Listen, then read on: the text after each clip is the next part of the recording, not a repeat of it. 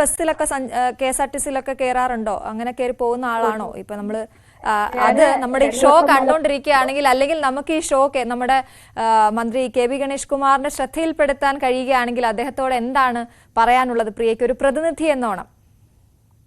നിലവിൽ രണ്ട് കാര്യങ്ങളാണ് എനിക്ക് മിനിസ്റ്ററോട് പറയാനുള്ളത്. ഒന്ന്, നമ്മുടെ ബസ്സുകളിലെ സീറ്റ് ചവിട്ടുപടികൾ അത് ഡിസേബിൾ ഫ്രണ്ട്ലി ആക്കണം.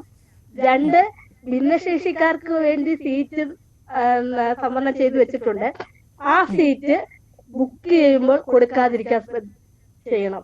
കാരണം നിലവിൽ ഞാനൊരു അനുഭവിച്ച ഒരാളെന്ന രീതിയിൽ അടൂരിൽ നിന്ന് ഞാൻ തിരുവനന്തപുരത്ത് സ്പോർട്സിന്റെ മത്സരത്തിന് പോവുകയായിരുന്നു. അപ്പം ഇവിടെ ആയൂരെത്തിയപ്പം ബുക്ക് ചെയ്തതാണ് എന്ന് പറഞ്ഞ് ഒരാൾ കയറി. അപ്പം ഭിന്നശേഷിക്കാർക്കുള്ള കോട്ടയുടെ സീറ്റ് ആണ്, പക്ഷെ എനിക്ക് മാറി കൊടുക്കേണ്ടി വന്നു. അപ്പം അത്തരം വലിയ പ്രയാസങ്ങൾ ഞാൻ അനുഭവിക്കുന്നത് പോലെ മറ്റ് ഡിസേബിലിറ്റി ഉള്ളവര് ഇത്തരം വിഷയങ്ങൾ അനുഭവിച്ചിട്ടുണ്ടെന്ന് ഞാൻ പിന്നീട് അറിഞ്ഞു. അപ്പൊ അത് ഗതാഗത വകുപ്പ് മന്ത്രി, ട്രാൻസ്പോർട്ട് മിനിസ്റ്റർ ദയവ് ചെയ്ത് അത്തരം കാര്യങ്ങള് ഇനിയെങ്കിലും നമുക്ക് മാറ്റേണ്ടതുണ്ട്. അതാണ് എന്റെ മെയിൻ ആയിട്ട് ട്രാൻസ്പോർട്ടിങ്ങിനകത്ത് കൊണ്ടുവരേണ്ട ഒരു വലിയ മാറ്റം. തീർച്ചയായിട്ടും. അന്ന് അടൂരിന്ന് ആ എഴുന്നേപ്പിച്ച് വിട്ടിട്ട് പിന്നെ ബസ്സിൽ നിന്ന് യാത്ര ചെയ്യേണ്ടി വന്നോ? എങ്ങനെയായിരുന്നു? അതായത് ഈ വന്ന ആള് കണ്ടതാണല്ലോ അല്ലെ, ഡിസേബിൾഡ് ആണ് എന്നുള്ളത് കണ്ടതാണ്, എന്നിട്ടും ഒരു കൂസലും ഇല്ലായിരുന്നു? ഇല്ല, ആളും തിരുവനന്തപുരം വരെ പോകേണ്ട ആളാ. അപ്പൊ ആളുടെ ഉള്ളിലും സീറ്റ് ആള് ബുക്ക് ചെയ്തതാണ്. ആളെ കുറ്റം പറയാൻ ചിലപ്പോ പറ്റില്ല, കാരണം ആളും പൈസ കൊടുത്ത് ബുക്ക് ചെയ്തു. അപ്പൊ ആൾക്ക് തിരുവനന്തപുരം വരെ പോകേണ്ടതാണ്. അപ്പം മറ്റു സീറ്റൊന്നും കിട്ടിയില്ലെങ്കിൽ കണ്ടക്ടർ എന്താന്ന് പറഞ്ഞത്?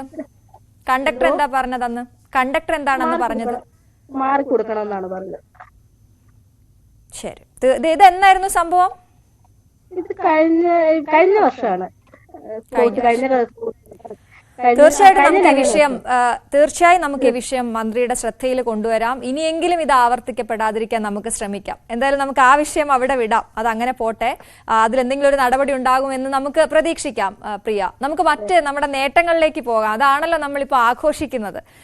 പാരാലിമ്പിക്സിൽ പോയത് എന്തൊക്കെയാണ്? Weight lifting, javelin throw, shot put, എന്താണ് ബാഡ്മിന്റൺ അല്ലെ? ഇത് എന്താണ്? നീണ്ട നിരയാണല്ലോ ഉള്ളത്. അപ്പൊ എങ്ങനെയാണ് ഇതൊക്കെ ഒന്ന് പഠിച്ചെടുത്തത്? അതിനെ കുറിച്ച് പറയാമോ? ശരിക്കും പറഞ്ഞാൽ ഞാൻ പറഞ്ഞല്ലോ, ജീവിതത്തിനോട് എപ്പോഴും എനിക്കൊരു വാശിയാണ്. മാറ്റി നിർത്തപ്പെടുന്നിടത്ത് നിന്ന് മാറ്റി നിർത്തപ്പെടാതിരിക്കാൻ വേണ്ടിയുള്ള ഒരു പോരാട്ടമാണ് ശരിക്കും പറഞ്ഞ ലൈഫ്. അതുകൊണ്ടാണ് എന്നെ കൊണ്ട് മാക്സിമം പറ്റുന്ന എല്ലാത്തിനും പങ്കെടുക്കണം എന്നുള്ളൊരു വാശി വരുന്നത്. അപ്പൊ ആദ്യത്തെ 2022-23 ബാഡ്മിന്റനും ഷോട്ട് പുട്ടും ഡിസ്കസ് ത്രോയും പങ്കെടുത്തത്. അതില് ബാഡ്മിന്റൺ ഗോൾഡും ഷോട്ടില് ഗോൾഡും ഡിസ്കില് വെള്ളിയും നേടിയത്.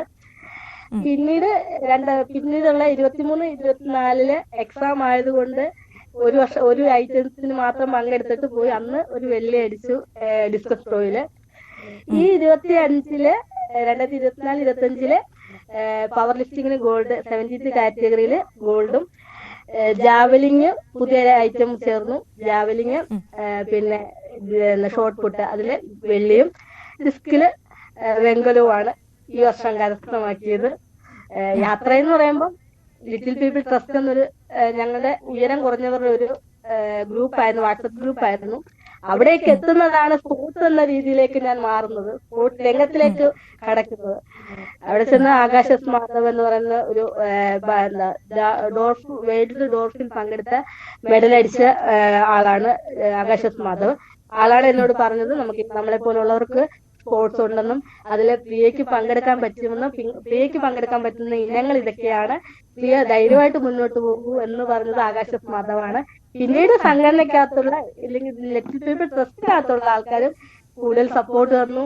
ഇപ്പോൾ നിലവിലിപ്പോ ഇപ്പോ കഴിഞ്ഞതേ ഉള്ളൂ അവരുടെ ഒരു ആദരവ്. നമ്മുടെ ജോബിച്ചേട്ടനാണ് അതിന്റെ പ്രസിഡന്റ്, സിനിമാ നടൻ ജോബിച്ചേട്ടൻ. പിന്നെ നീലിമ അഗസ്റ്റിനാണ് അതിന്റെ സെക്രട്ടറി.